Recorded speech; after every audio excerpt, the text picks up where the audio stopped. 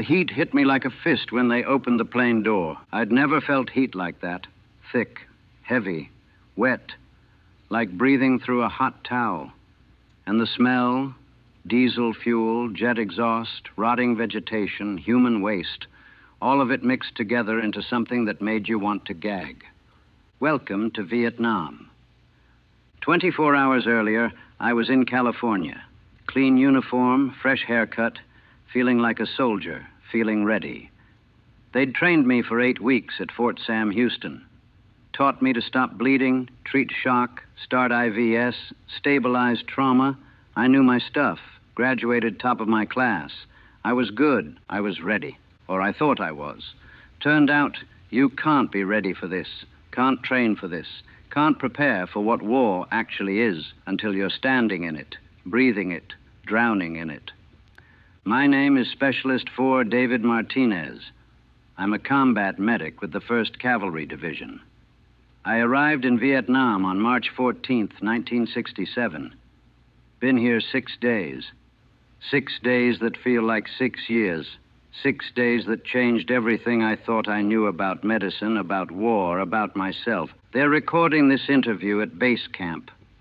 Some journalist doing a piece on a day in the life of an Army medic wants the fresh perspective, wants to hear what it's like from someone who just got here, someone who still remembers what normal feels like. But I don't remember normal anymore. Normal died my first day, died in about 4 hours. That's how long it took for me to understand what I'd signed up for, what I'd become. 4 hours from landing at Tan Son Nhut to my first KIA. 4 hours from being a trained medical professional to being a 20-year-old kid kneeling in the mud, trying to push someone's intestines back into his body while he screamed. 4 hours to go from Specialist Martinez, combat medic, to doc. That's what they call medics in the field. Doctor. Doesn't matter what your name is, doesn't matter where you're from, you're just doc. The guy who's supposed to save them, the guy who's supposed to fix them when they break, the guy who's supposed to perform miracles with a bag full of bandages and morphine and hope. I'm 20 years old. I'm from Tucson, Arizona. I joined the Army because I wanted to help people, wanted to save lives, wanted to make a difference. And I'm learning that sometimes helping means watching someone die while you hold their hand. Sometimes saving lives means choosing who gets to live and who doesn't. Sometimes making a difference means living with the ones you couldn't save. My first day in Vietnam taught me all of that in 4 hours. They put me on a truck convoy to my unit, me and maybe 20 other replacements. FNGS, they called us, fucking new guys. We sat in the back of a deuce-and-a-half M16s across our laps, trying not to look scared. We were all scared. You could see it, smell it. Fresh troops, straight from the world, heading into the shit. The driver was a short-timer, had maybe 2 weeks left in country. He looked at us like we were already dead. Keep your heads down, he said. This road gets hit sometimes. Charlie likes to ambush convoys. If we start taking fire, stay in the truck unless it's on fire. You get out, you're on your own. Reassuring. Real reassuring. The countryside was beautiful, though. I hadn't expected that. Rice paddies stretching forever, bright green, palm trees, water buffalo, villages with kids running alongside the road, waving, shouting, "Hey, GI, you got cigarette?" It looked peaceful, normal, like you could forget there was a war happening. That's what made it dangerous. That's what the driver told us. Every one of those kids could be VC. Every farmer, every water buffalo could be covering a tunnel entrance. Every bush could have a mine. Trust nothing. Trust nobody. I looked at a kid running next to the truck, maybe 8 years old. Big smile. Hand out asking for candy. Could he be VC? Could this little kid be my enemy? That's when I started understanding what kind of war this was. Not like World War II, where you knew who the enemy was, where they wore uniforms and you could tell friend from foe. Here, everyone looked the same. Everyone could be the enemy, or no one was, or both. How do you fight a war like that? How do you know who to shoot, who to save? We made it to base camp without incident. Fire Support Base Charlie, they called it. Temporary base in the middle of nowhere. Tents, sandbags, mud, artillery pieces, helicopter pad, aid station, my new home. The company first sergeant processed us, assigned us to platoons.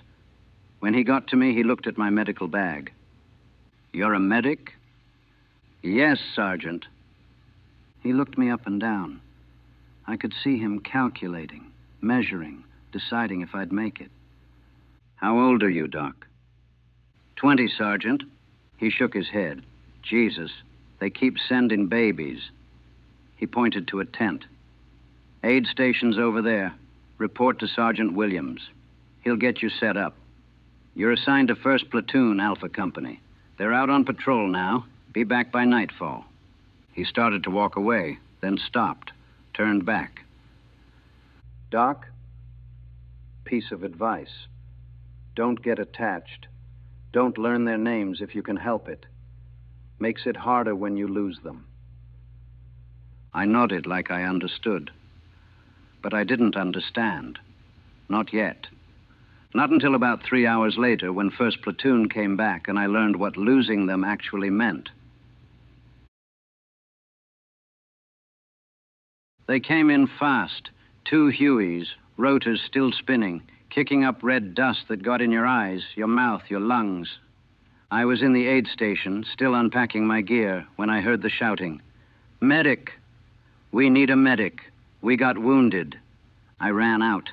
Saw them carrying a guy from the helicopter.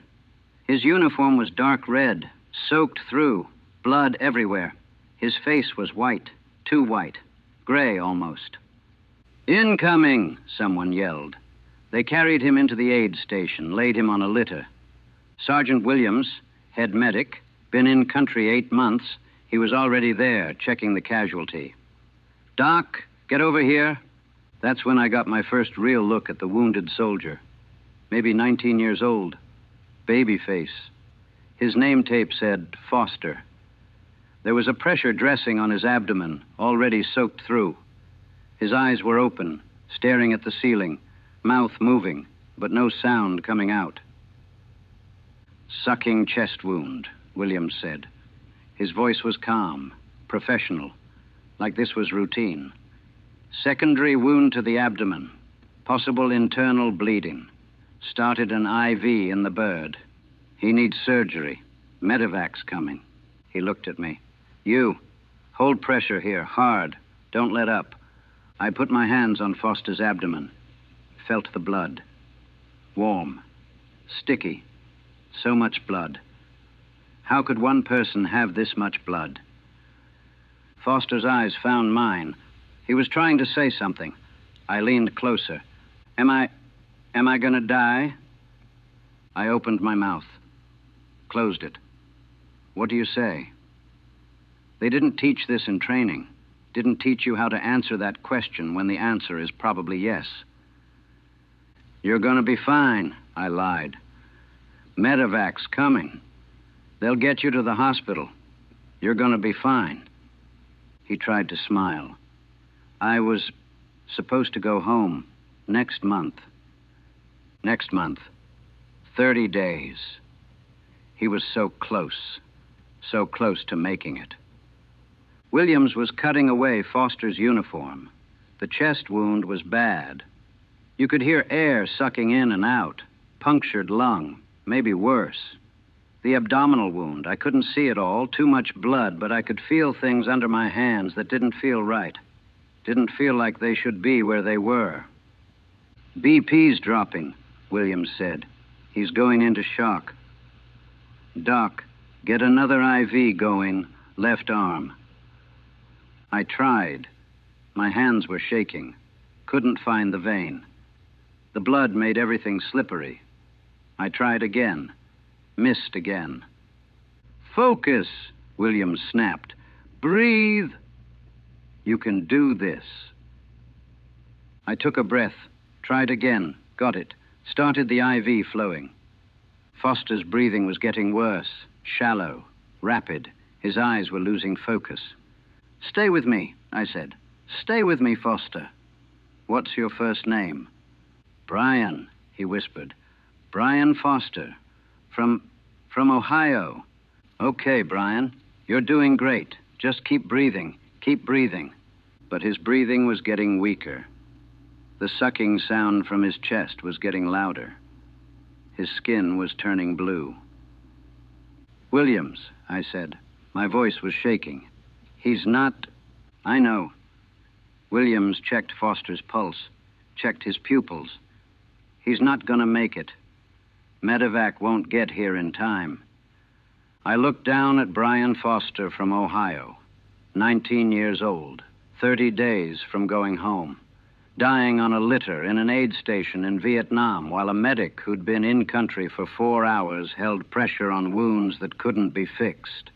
His eyes were on mine. Scared. So scared. "Don't leave me," he whispered. "Please don't. Leave me." "I'm right here," I said. "I'm not going anywhere." His chest rose, rose again, didn't fall. He was gone. Williams checked for a pulse, felt nothing. He looked at his watch. Time of death, 15:47 hours. That was it. Time of death. Like marking an appointment, like noting when you took your lunch break. But Brian Foster from Ohio had just died. Right there, right in front of me, under my hands. I was still holding pressure on his abdomen, still pressing down on wounds that didn't matter anymore. My hands were covered in his blood. My uniform was covered in his blood. Williams put his hand on my shoulder. "You can let go now, Doc." I couldn't move, couldn't take my hands away. Like if I kept holding pressure, kept doing something, kept trying, maybe he wouldn't be dead. Maybe he'd start breathing again. "Doc." Williams's voice was firmer now. "Let go. He's gone. We got other wounded coming in." I took my hands away, looked at them. They were shaking, covered in blood. "First one?" Williams asked. I nodded, couldn't speak. "Gets easier," he said. "Not better. Just easier." But he was wrong. It doesn't get easier. I've only been here 6 days, and I already know it doesn't get easier. It gets harder. Every time, every casualty, every kid who dies calling for his mother, every soldier who bleeds out faster than you can work, every time you try and fail and watch the light go out of someone's eyes. It doesn't get easier. It gets normal, and that's worse. The medevac came 20 minutes later, too late for Foster. But we had 2 more wounded by then. One with a leg wound, survivable. One with shrapnel in his back, maybe survivable if we got him out fast enough. We worked. Williams directing, me following orders. Stop the bleeding, start an IV, stabilize, package them up, get them on the bird. Both of them made it. Both of them flew out alive. Maybe they'd make it to the hospital. Maybe they'd survive. Maybe they'd go home. Or maybe they'd die in the helicopter. Or on the operating table. Or in recovery. There were so many ways to die. So many places between here and home where you could lose them. By nightfall, I'd treated 7 casualties. 3 minor, treated and returned to duty. 2 serious, medevaced out. 1 critical, died on the bird before they even took off. And Foster, Brian Foster from Ohio, who was supposed to go home next month. I wrote his name in my notebook, don't know why. Williams said not to get attached, said not to learn their names. But I knew his name. Brian Foster, 19 years old, from Ohio, 30 days short. First name in the notebook, first casualty. First time I understood what being a medic in Vietnam really meant. It meant trying. It meant failing. It meant watching boys die while you did everything you could and knowing it wasn't enough. It meant carrying them with you. All of them. Every name. Every face. Every death. Forever. That night I couldn't sleep. Lay in my cot staring at the tent ceiling, listening to artillery in the distance, listening to helicopters, listening to everything except my own thoughts. But the thoughts came anyway. The thoughts and the images and the feeling of Brian Foster's blood on my hands. They'd trained me for 8 weeks at Fort Sam Houston. Taught me anatomy, physiology, how to treat wounds, how to start IVS, how to manage shock, how to save lives. But they didn't teach me what it feels like when you can't save them, when you do everything right and they still die, when you watch the life drain out of someone while your hands are literally inside their body trying to hold them together. They didn't teach me that most of what kills soldiers happens too fast for medicine to fix. That a severed artery bleeds out in minutes. That a head wound or a chest wound or a gut wound can kill before you even get to them. They didn't teach me that sometimes the best you can do is hold their hand while they die. Make sure they're not alone. Make sure someone knows their name. They didn't teach me about the sounds wounded men make. Not screaming, that's what you expect, but the other sounds, the wet, gurgling sounds, the gasping, the whimpering, the quiet begging. They didn't teach me that some guys are silent when they die. Just go quiet and slip away. And somehow that's worse than the screaming. They didn't teach me about the smell. Blood has a smell. Intestinal wounds have a smell. Burns have a smell. Death has a smell. And once you know these smells, you can't unknow them, can't forget them. They didn't teach me that I'd have to decide who lives and who dies. That in a mass casualty situation, you have to do triage. That you have to look at wounded soldiers and make choices. This one first. That one can wait. That one over there is too far gone. Give him morphine and move on. How do you make those choices? How do you play God at 20 years old? They didn't teach me that the guys you save will hug you, will cry, will call you their guardian angel, will write you letters when they get home saying you saved their life. And they didn't teach me that the ones you lose will haunt you forever. That you'll see their faces every time you close your eyes. That you'll wonder what you could have done differently, what you missed, how you failed them. They taught me medicine. They taught me how to treat wounds. They didn't teach me how to live with the wounds that don't heal, the ones inside, the ones that come from watching boys die, from being the last person they see, from being the one who couldn't save them. First day in Vietnam, 4 hours from landing to my first KIA. And I've got 12 months minus 6 days left, 359 days. How many more names will be in my notebook by then? They're recording this interview today, March 20th, 1967. 6 days since I arrived. The journalist keeps asking me questions about what it's like, what I've learned, how I feel about being here. How do I feel? I feel like I've aged 20 years in 6 days.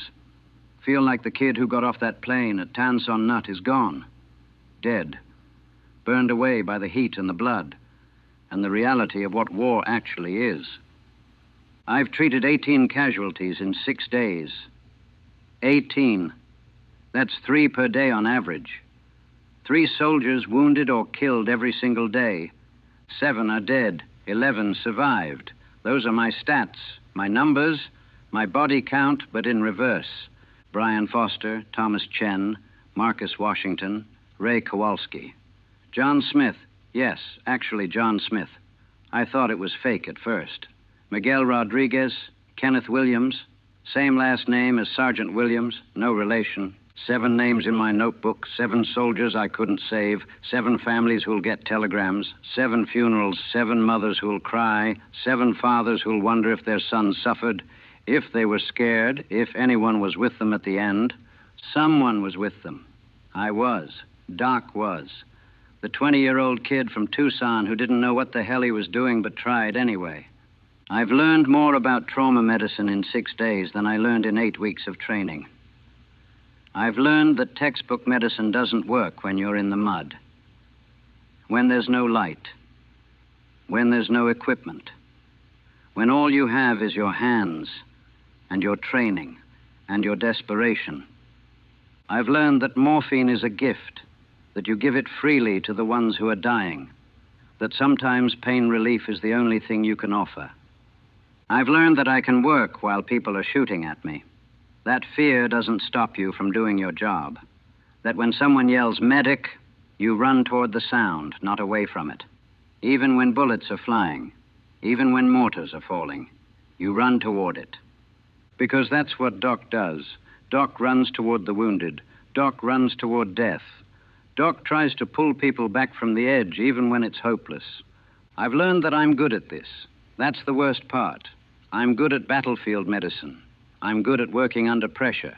I'm good at staying calm while everything around me is chaos. I'm good at watching people die.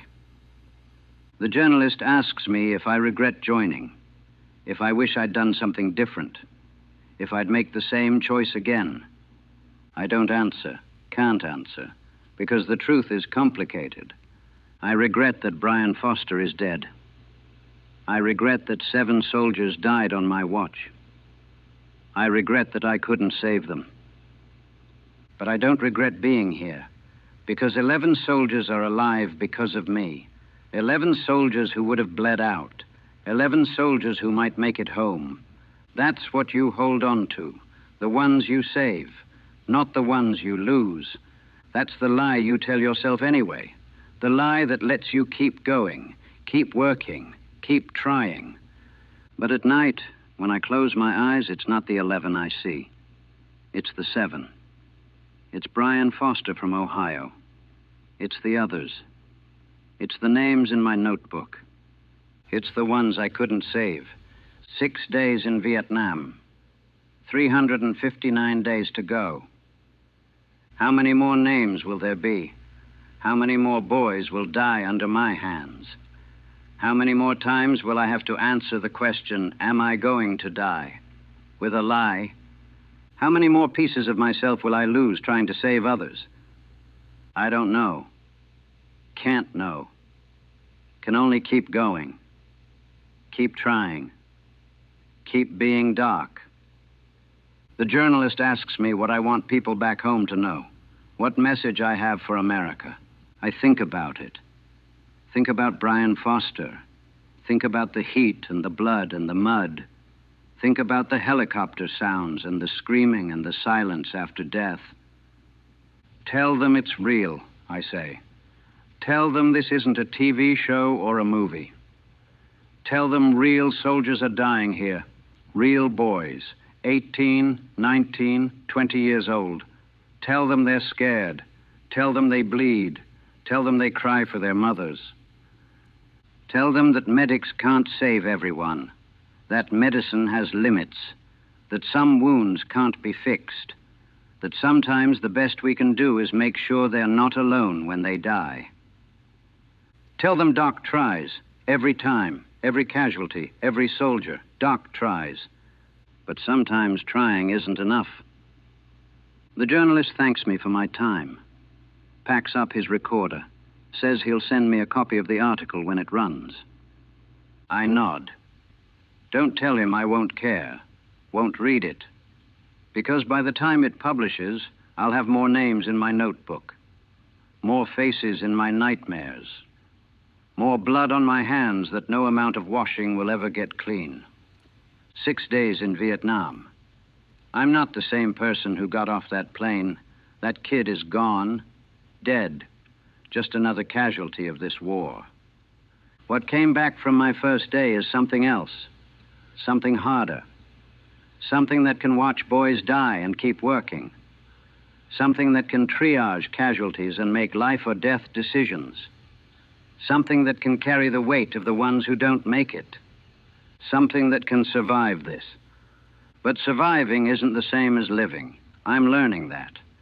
Learning that you can be alive and dead at the same time, can have a beating heart and a dead soul, can go through the motions while the real you is buried somewhere back at that aid station with Brian Foster and the others.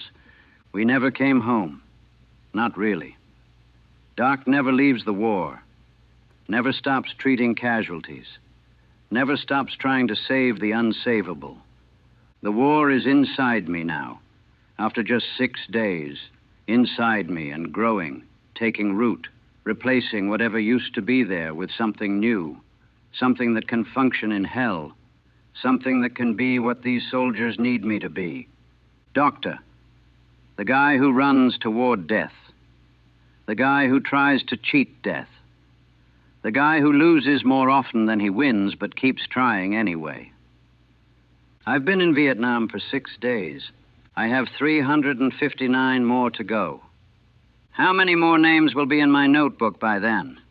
All of them, probably. All of them.